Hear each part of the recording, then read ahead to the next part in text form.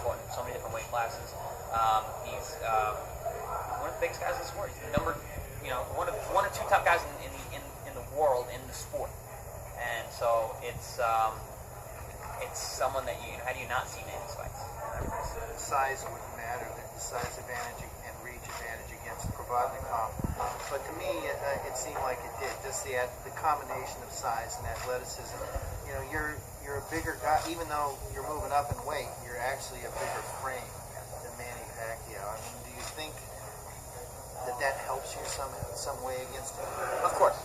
I'm a bigger person. I don't care what the weight class is. I don't care what they say to that. I'm going to be the bigger man on that night. And like I said, he's never fought someone as large as me, so you think about Margarito, who's a large guy, but not an athletic guy. Not a guy who's going to be moving, pushing, pulling, using his jab, reaching. He was a straightforward slugger there to be hit. Manny kills those guys. He picks them apart. Guys who move, guys who have angles, guys who have style and are stylish boxers, he has trouble with. And I don't think there's a lot of guys that do better than me in the world right now. So I'm going to go out there and do what I've shown I can do. And I'm going to show some things that people don't even know that I can do. You talked about his age. He has had those 2 losing fights. They were controversial. The decision, not the knockout, obviously. But what is your impression of him at this stage of his career? I don't know so much if it's his age, but I think it's more the weight classes. I mean, at 126 pounds, 122 pounds, he was, a fire plug, man. Just nonstop. The first time I saw him was the Bravo fight. I think it was the undercard one of Lennox Lewis's fights when I was in high school. And he was shot out of a cannon. He's not like that anymore.